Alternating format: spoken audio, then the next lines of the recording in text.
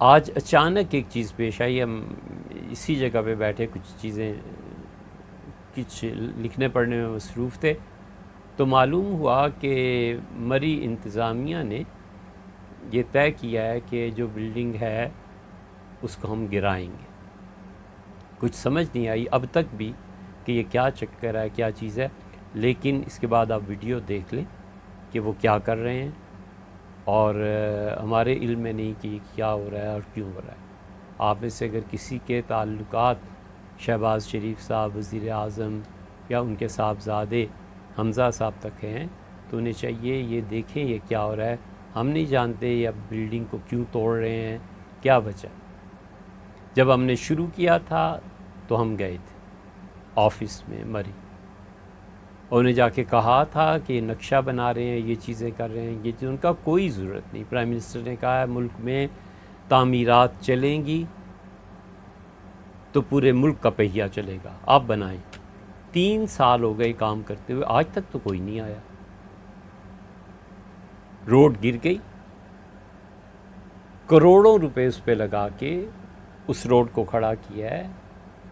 اس رمضان میں ان کے آفیسرز روز آتے تھے کہ سر کچھ کر دیں، ٹریفک 2 طرفہ ہو جائے، وہ سب کیا ہے، ایک پائی کسی حکومت سے نہیں لی، ایک پائی۔ ان کے آفیسرز آتے رہے، دیکھتے رہے، ہم انہیں یاد دلاتے رہے کہ آپ یہ کیا کر رہے ہیں، لائیں سریا، لائیں سیمنٹ، ہم کہاں سے لائیں؟ کچھ نہیں۔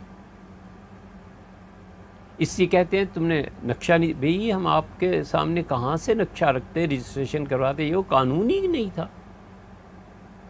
جب ایک چیز کا قانون ہی نہیں ہے اور آپ کے آفس والے خود کہہ رہے ہیں کہ جائیں اپنا، اور 3 سال کام ہے، 3 سال کا، 3 سال میں کچھ یاد نہیں ہے، آپ آخری مرحلے پہ۔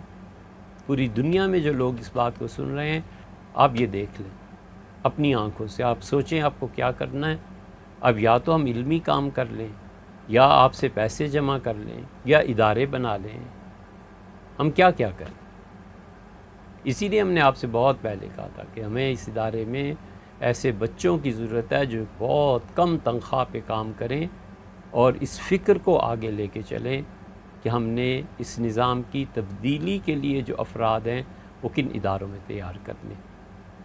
اللہ تعالی ہمیں اور آپ کو ہر طرح کی آفات سے محفوظ فرمائے۔